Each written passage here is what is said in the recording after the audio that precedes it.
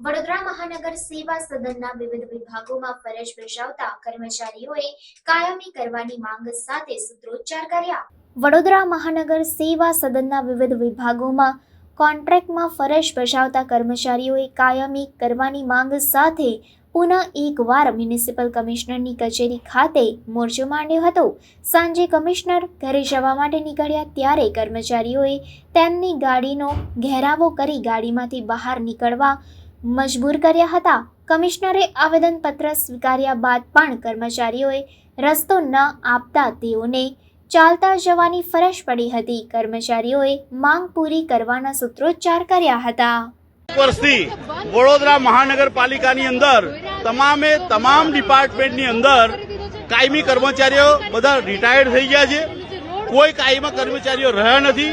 એમની જગ્યાએ વડોદરા મહાનગરપાલિકાના તમામ ડિપાર્ટમેન્ટ બધા કોન્ટ્રાક્ટથી આપી દેવામાં આવ્યા છે। આ કોન્ટ્રાક્ટના કર્મચારીઓ છેલ્લા 12-14 વર્ષથી અહીંયા આ વડોદરા મહાનગરપાલિકામાં સેવા આપી રહ્યા છે, વડોદરાના નાગરિકોની સેવા કરી રહ્યા છે। અમારી વાત એ છે કે આજે આ એ લોકોએ હમણાં 12-14 વર્ષ એમની જિંદગીના આ વડોદરા મહાનગરપાલિકાને આપ્યા છે, ત્યારે આ કર્મચારીઓને આ જે ખાલી જગ્યાઓ છે એ ખાલી જગ્યાઓ પર એમની ભરતી કરવામાં આવે અને એમને ન્યાય આપવામાં આવે।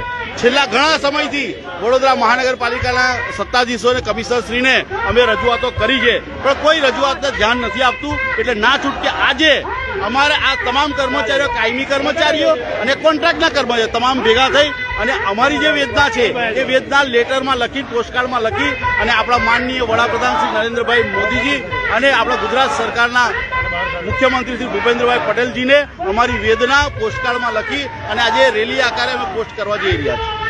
જે યુનિયન છે એના પ્રમુખ અશ્વિનભાઈ જે સોલંકી છે એ પહેલાં પણ આવા મોરચા લઈને આવેલા છે। આજે પણ લગભગ 1000 જણા મોરચા સાથે આવ્યા છે। મેં સામે ચાલીને એમનું આવેદન સ્વીકાર્યું છે। નિયમ મુજબ જે સરકારના નીતિ નિયમ મુજબ જે પણ હોય અમે ટાઈમ બાઉન્ડ મેનરમાં કરશું, પહેલી વાત। બીજી વાત, એવું નથી કે કંઈ એમના આવેદન આવે તો જ અમે કરીએ છીએ। અમે ભૂતકાળમાં પણ 1000થી વધારે લોકોને રોજમદારી અને કાયમી કર્યા છે। વધારામાં એમની એમ માંગણી છે કે સિટી એન્જિનિયર નથી, સિટી એન્જિનિયરની જગ્યા આંતરિક પસંદગી અથવા તો ડાયરેક્ટ પસંદગીથી ભરવાની પ્રક્રિયા ચાલુ છે। 551 જુનિયર ક્લાર્કોની ભરતી કોઈની રજૂઆત વગર આ કોર્પોરેશને ભરેલી છે। જોડે જોડે બીજી કોર્પોરેશનની સાપેક્ષમાં સફાઈ કર્મચારી જો ઓછા હશે તો પણ એ 15 દિવસની અંદર ભરવામાં આવશે। અમે ભરી જ રહ્યા છીએ। જોડે જોડે હમણાં હેલ્થના જેટલી કેડરની જગ્યા બાકી હતી લગભગ 150 જેટલા લોકો અમે ભર્યા છે। વોર્ડ ઓફિસર, રેવન્યુ ઓફિસરની જગ્યા ખાલી હતી, આંતરિક પસંદગી ડાયરેક્ટ ભરતીથી અમે ભર્યા છે।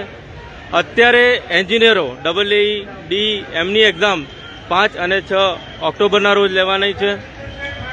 આ ઉપરાંત પણ જેટલી કેડરો ખાલી છે બધાની એક્ઝામ જે પડતર હતી એ બધી એક્ઝામો લેવાની કાર્યવાહી ગતિમાં છે। જે કામ નિયમ મુજબ હશે એ કરવામાં આવશે। જે કોન્ટ્રાક્ચ્યુઅલનું આ લોકો કોન્ટ્રાક્ચ્યુઅલ જે સ્ટાફ છે અથવા આઉટસોર્સિંગવાળા છે એ જે સરકારના GADના જે ગવર્મેન્ટ ઓફ ગુજરાતના નોર્મ્સ છે એ પ્રમાણે જ કાર્યવાહી કરવામાં આવશે અને જે પણ નિયમ મુજબની કાર્યવાહી હોય એ કરવામાં આવશે। આજે નહીં, પહેલાં પણ કીધેલું છે અને આજે મેં સામે ચાલીને આવેદન સ્વીકાર્યું છે।